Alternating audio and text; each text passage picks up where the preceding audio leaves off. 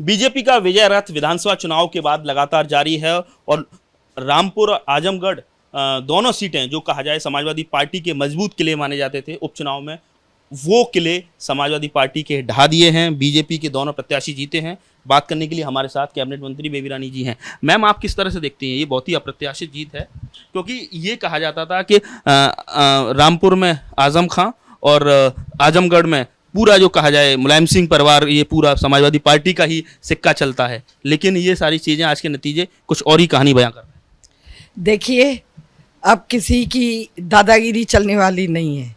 जनता जान चुकी है और जाग चुकी है।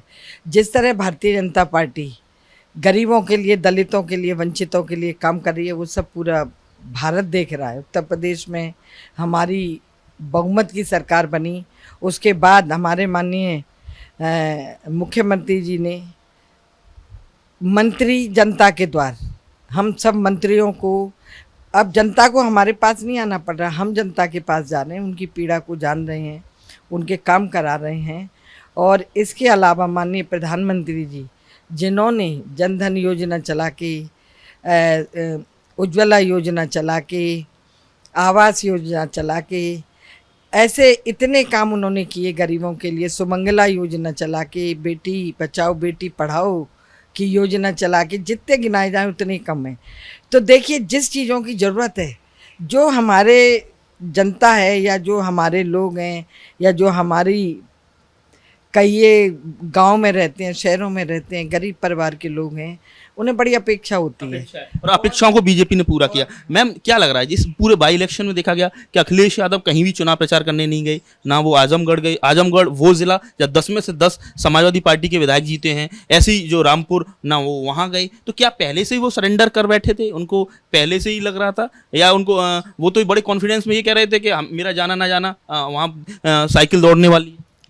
ये उनका ओवर कॉन्फिडेंस है जो वो इस तरह की बातें कर रहे थे। लेकिन पब्लिक की नब्ज को तो पहचानिए, पब्लिक क्या चाहती है, उनको क्या अपेक्षा है, उनकी अपेक्षाओं को कौन पूरा कर रहा है? जो पूरा कर रहा है पब्लिक, और वहाँ के लोग उसके साथ हैं, भारतीय जनता पार्टी के साथ हैं। और हमने दोनों सीटें इतने अच्छे बहुमत से जीती हैं।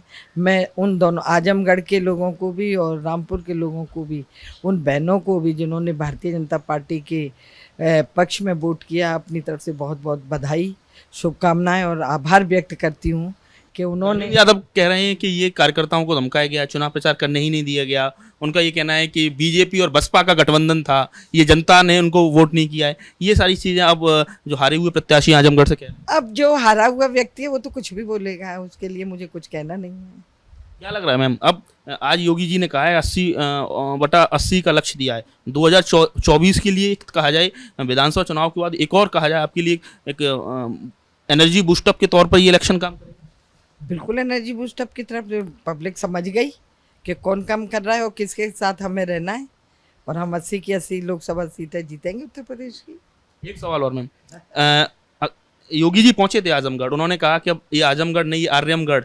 तो क्या लग रहा है जल्दी ही कुछ नाम बदलने की दिशा में कोई बड़ा ऐलान होने वाला है क्या? ये तो देखिए नीतिगत फैसले हैं और माननीय मुख्यमंत्री जी ने कुछ कहा होगा तो सोच के कहा होगा। अभी मेरी कोई टिप्पणी नहीं है उस पर। इस पूरे जीत को जनता की जीत बता रही हैं कैबिनेट मंत्री बेबी रानी मौर्य जी। तो कुल मिला के कहा जाए ये जो बाई इलेक्शन है, जो उपचुनाव हुए हैं आजमगढ़ और रामपुर के, इसके देश की राजनीति पर एक खासा इसका असर पड़ने वाला है, क्योंकि ये दोनों जो कहा जाए सीटें थी, ये समाजवादी पार्टी के मजबूत किले थे, जिसको आज बीजेपी ने ढहा दिया है। आगरा से मिथुन उपाध्याय, एबीपी गंगा।